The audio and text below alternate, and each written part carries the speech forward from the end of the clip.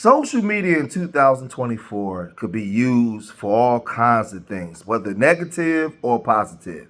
This social media thing, you could be the butcher, the baker, the candlestick maker, as I often tell you. You can come online and you can have a sports channel, and you can talk about sports all day. You can argue. You can have a mechanic channel or a carpenter where you show people how to put up doors and lay floors down. You can have a channel where you show dentist work. You can do all kinds of things online. You can also be a character. You can be a person where you pretend to be something that you're not, never even show your face, and still have a large following. But then you could be somebody like B.Simone, a woman who has no loyalty to nobody, that's in character on social media and will do anything for money. She gets on there, she says all kinds of salacious stuff, man. It gets real weird. One of her girlfriends died, passed away, and she was asking for money to see her mourn. She was friends with this girl, Megan. And Megan went through a divorce, and it was a real turbulent time in her life. But y'all remember when they had their podcast, and they were on there and they were disrespecting Dr. Martin Luther King? They said this. Important. The fact that Martin Luther King is the man that fought for freedom, or the fact that he was cheating on his wife? Jesus. I'm gonna give you this example. He's a great father. He's a great businessman. He's a great CEO. He's an entrepreneur. He's such a boss. He's a boss. Look at that man. He's a boss. He's a great father. Look at him, that strong black man. Look at him being at his kid's game. But you're cheating on your wife. You're not a good husband. But he's great in all these other aspects. How are you a great leader, a great CEO, a great black man? You're not great. You're not great. God, you're not. That is triggering. Yeah, for sure. I'm a good dad. You're not a good dad because you don't respect me. How the you showing these kids you a good father, or you don't respect their mother? You're not a great dad, my. You're an okay human. Someone being a good person to you means they're a good person to you. Someone being a good person to everyone means that they are a good person. And you know what? The crazy thing is with this, none of that has ever been proven and substantiated. Nothing.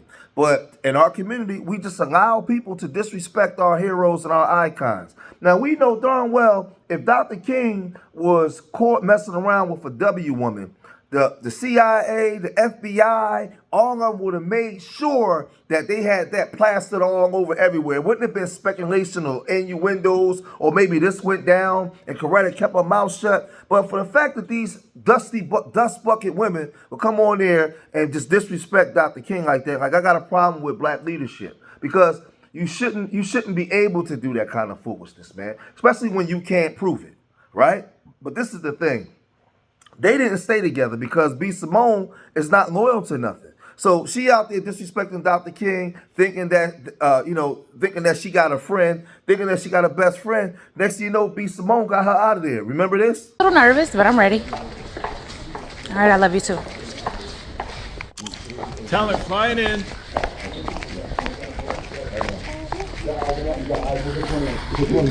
Thank you. Hey, good to see you. Quiet on set.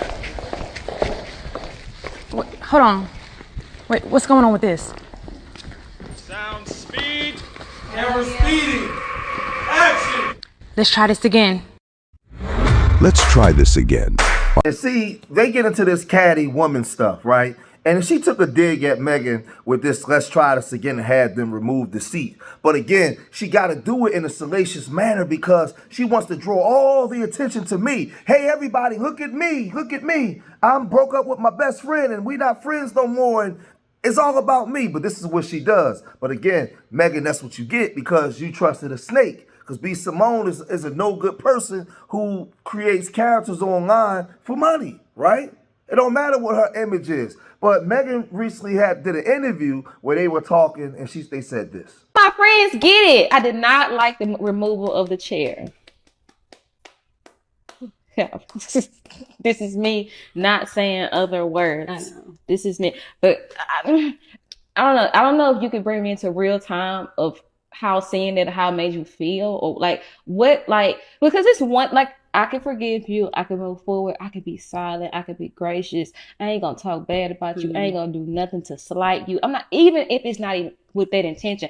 I'm not gonna give that thought to other people because this is already so public and it's already caused both of us quite a bit of harm. Let's just keep it 100.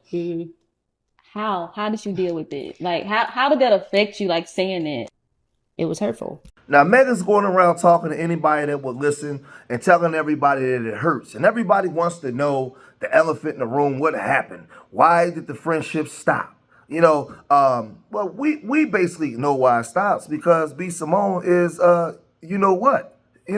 But she went on to another show and the guy asked her this. I'd be remiss if I didn't ask you the elephant in the room, the question of what happened in that relationship and your friendship.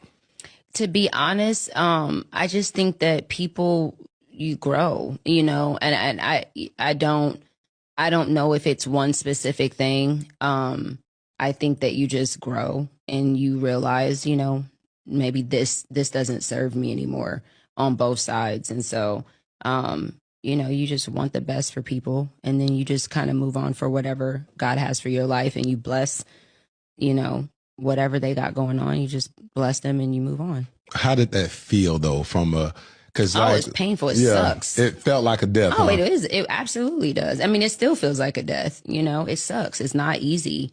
Is there times where something happened, you want to pick up the phone and call your best friend, you be like, no, that don't, you pass that stage? Yeah, no, there's none of that. But there is, And this is the thing when you're dealing with emotional women, because they went and made a whole podcast about why they wasn't going to do the show anymore.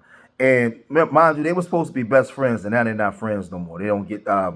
Megan still want to be her friend, but B.Simone just want to have a business relationship, and it's like the stories, The Young and the Restless, and all the women are hanging on to their seats to find out if they're going to maintain this friendship or not. But they did a podcast talking about the breakup. Check this out. Our personal relationship affects our business relationship, but our personal relationship isn't a focus. But do you see what I'm saying? No, I do understand what you're saying, but I'm saying the point of going to therapy is to hopefully mend that. It's going to look different. I don't feel like it's going to be exactly the same. We went through so much. We're two totally different people. It can still be mended in the midst of therapy, but I do feel like the focus is the purpose. And I feel like our focus is no for sure. Do you get what I'm saying? Yeah, we just see it too differently. No for sure happened because of our friendship. At the end of the day, we weren't two strangers that came together and decided to do a business. We were best friends who built this business off of our relationship. So that is KFS. Right. But if we don't have a personal relationship, I don't know how we have KFS. We will have a personal relationship. Having a personal relationship doesn't mean it looks like exactly what it was. Right. But I'm saying what it was is what built this. Which is fine. That's what I'm saying. And it just is totally different now. And it's it feels like the purpose is the purpose shifted right now. There's nothing that's conflicting right now because we just don't have a relationship. So I don't know if that's necessarily a conflict. You're saying uncertainty as far as where we're standing? Yeah. It just feels very uncertain. Really? Yeah. Even with like me saying this is how I feel, this is like being very upfront with that? As far as what? Our conversations and stuff. Like do you feel like I'm not clear when we have dialogue on where I stand? Or I feel like, without trying to divulge too much, I feel like in recent conversations, you've been very clear about wanting a business relationship only. Right. So, and I think that that's going to be very difficult to navigate. I just think that conversation is difficult. I don't know how you go from somebody being, such a good friend to I don't want a relationship with this person anymore. This friendship stuff is weird. Like, people are weird. A lot of times, man, I used to think that women were like real tight and like real close and women just stuck together. I used to really think that, being younger, having an older sister, many years older than me, and I would see, but I found out as I started getting older that women were very catty. Women were worse than men. Women, a lot of times, unless they're going after a man, they don't stick together. Women don't even like each other that much, man. And I learned that, they're in constant competition with each other. A lot of times women are very jealous of each other. The sisterhood ain't nothing. They'll sleep with each other's men. They'll backdoor each other. They talk about each other. It's just, it's vicious. But when I was younger, I didn't know that. So a lot of times, man, these girls, especially these girls today, they don't have no loyalty to nothing. They're not friends for more than 5 minutes, man. Before they get out into the world, they start competing against each other. A lot of my friends, a lot of my male friends, my childhood homies, man, as I got older, I could not talk to them for years, man. And when we talk to each other on the phone and run into each other, it's like we never it's like we just seen each other yesterday. We've been friends. We don't like real petty stuff and catty stuff don't come against us. Like we're men, we go out and we challenge the world. And they've been my dogs since the big wheel days. We go back like Cadillac seats. You know what I mean? And I look at women. Women don't maintain relationships. And what I notice with women is when women go through something, they don't never make up. Like they don't make up. Like women will hold grudges to Jesus come back.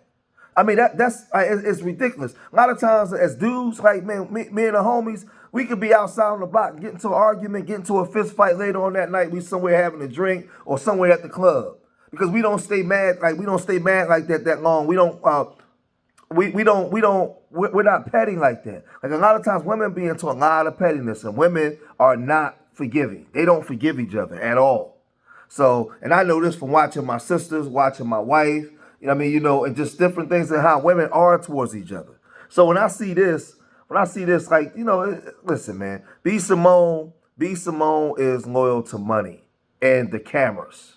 Somebody turn on the camera, she has loyalty to the cameras and the money. She has loyalty to nothing else. She has loyalty to her desires and whatever her endeavors are. And she's willing to do whatever she got to do to get there, man. And that's just what it is. That's just what it is. But like I said, they had a lot of fans that was counting on them, and they cut the fans down. But I'm going to cut this video short here. If you made it this far in the video, hit that like button, subscribe to Street Media TV, leave your comments in the comment section. Remember, I love y'all. Till the next time, peace.